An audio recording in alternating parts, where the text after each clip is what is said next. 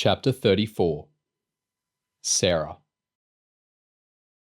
Dana drove the Volkswagen down the alleyway leading towards the rugby pitches, then did a three-point turn so they could pull out quickly. James sat in the passenger seat with the palm-top computer rigged up to record the signals from all 6 listening devices. He had a power line plugged into the cigarette lighter and another cable going into the iPod socket on the dashboard, so that they could listen through the car stereo instead of the tiny speaker built into the computer. For 20 minutes, they listened to Jason McLeod as he potted around his house, listening to Radio 4 and humming Bert Kaempfert's Swingin' Safari. Then the doorbell rang. Dana eyed the clock on the dashboard. "Right on time," she said, as she pressed the engine start button. "Where are we going?" James asked. "Now he's inside, we can drive up to the house. We'll get better reception, and we can wade in if Hewitt tries anything funny." "Hewitt was on campus when the secretary and the scientist were killed," James said. "I don't think he's a murderer." Dana nodded as she indicated left and pulled out of the turning. "Maybe not. But if he's made a deal with Hilton, tidying up the loose ends might well be part of it." It was a narrow road, so she pulled up on the curb 2 doors from McLeod's house on the opposite side of the street. The road was on a slight hill, and they had a good view down towards the front of number 57. Hewitt had parked a Lexus in the driveway. "Is that one of the Cherub pool cars?" James asked. "Don't think so," Dana said. "At least, I've never seen it, if it is." James shook his head. "So where did the money for that come from, I wonder?" "Patch the sound through then," Dana said. James tapped a stylus on the palm-top screen, and the background noise from inside the house came through the speakers in the dashboard.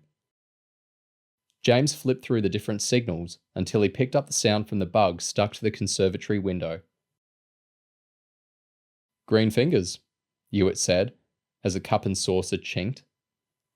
"My wife," Jason McLeod said. "Gardening not my forte, I'm afraid. Do have a seat." "So how long have you been retired?" "Oh, I still dabble with a bit of freelance work. That's a good thing with journalism. You can cut out the 9-to-5 grind, but you don't have to give up completely. Now, John Jones told me you worked for a newspaper in Dubai." James and Dana were surprised to hear John's name. "That's right," Hewitt lied. "Nice weather, no income tax. But it gets dull reporting on property development and horse racing. So now I'm back here doing some real journalism. Freelance to start with. But I'm looking for a job on a national paper." "How long have you known John?" "A few years." "He's with the firm, you know," McLeod said. "MI5? Hewitt gasped incredulously. "I never realised. I met John at the Dubai Arms Fair a few years back. He bought me a few beers and told me that he was a security consultant. I bumped into him a few weeks ago and mentioned that I was doing a story on Hilton Aerospace. He told me to contact you because you know more about the Hiltons than anyone." "I've covered Hilton Aerospace for nigh on 30 years. You've got to tread carefully. The defence industry is very tight-knit, and if you step on Lord Hilton's toes, you'll find that an awful lot of people stop answering your phone calls." "I realise that," Hewitt said. "But I want to pursue the story.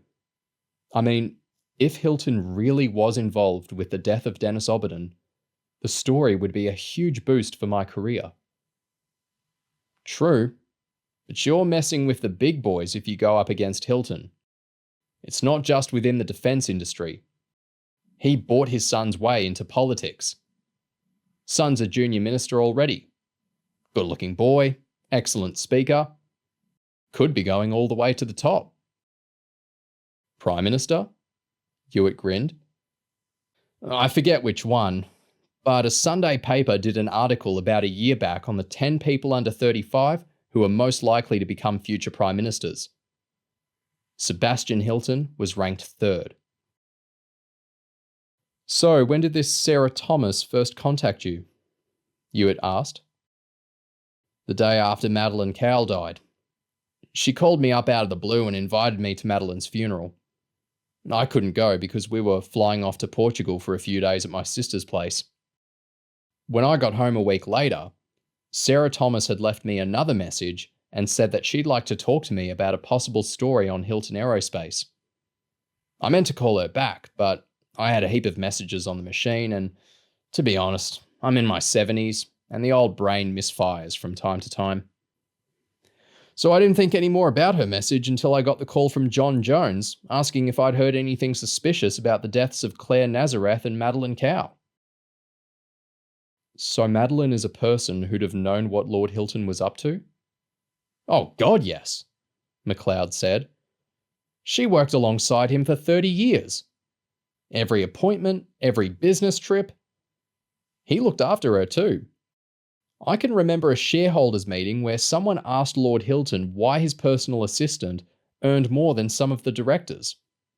Hilton stood up, pulled on his braces and boomed across the hall, because Madeleine Cowell is a bloody sight more useful than any of my directors. She was a real tough old bird. You wouldn't believe the number of times I had to call her over the years, grovelling for a quote, or an interview with Lord Hilton. Or Freddie Hilton, as he was known back then. I bought her perfume and chocolates every Christmas, but it never did me any good. As Hewitt laughed, James spotted a large silver Audi pulling up a few doors down the road. Anyway, MacLeod said, I've dug out some old notebooks and photocopied some contact details for you. And I understand that you've set up a meeting with this Sarah Thomas. Indeed, Hewitt replied. I've already put together a theory on what Hilton is up to, but I haven't got a smoking gun. To be honest, the evidence I have is pretty feeble. You want to get your facts straight, MacLeod warned. Little people like you and me get chewed up and spat out by the Hiltons of this world. They've even been known to disappear clean off the face of the earth. Sarah Thomas says she has some documents that Cal told her to give only to you if anything happened to her. She sounded nervous. I told her a little white lie and said that you were retired, but that I'd taken over your old job. Thomas wouldn't let me know where she lives and only gave me her mobile phone number. We're meeting for lunch today, and she was at pains to tell me that the restaurant would be packed out and that she didn't have much money, so I'd have to pay. Sounds interesting, MacLeod said. It could be interesting, Hewitt laughed. But knowing my luck, she'll turn out to be an escaped mental patient. Back outside, James and Dana watched a redhead emerge from the Audi. She was in her 20s, dressed in jeans and a baggy jumper. There was something about the way she looked around that made her seem suspicious. Or at least suspicious to someone who'd undergone espionage training. Realising that two people sitting in a car doing nothing might seem odd, Dana unfurled a map as James turned the speaker volume down slightly. Dodgy? James asked. Certainly looks it, Dana said, as she tried to look without making it seem like she was looking. They watched as the young woman stopped at the end of MacLeod's driveway. After another furtive glance and a look towards the front of the house, she crouched down by the back end of Hewitt's car. Holy crap, James mumbled, as the woman took a small black object from beneath the folds of her jumper. She reached under the Lexus and attached the device magnetically inside the wheel arch. After another glance around, she dashed back towards the Audi. The driver pulled away the instant she closed the passenger door. James and Dana looked away as the big car accelerated past them. Do you think it's a bomb? James shook his head. A bomb would be bigger, and you'd put it under the driver's seat, not at the back. It must be a tracking device. So someone's after Hewitt. Maybe someone else has got wind that he's up to something. Maybe, James said. Or it could be that Hewitt is conducting an honest investigation and Sebastian Hilton has someone keeping an eye on him. In which case, we're wrong about Hewitt, we've stolen secret documents and a car from Cherub campus, and we're up to our necks in the smelly brown stuff. Dana grimaced. I wish this wasn't so bloody complicated. I guess we could drive back to campus, James said. We'd get busted for nicking the car. No, Dana said definitively, like she just thought of something.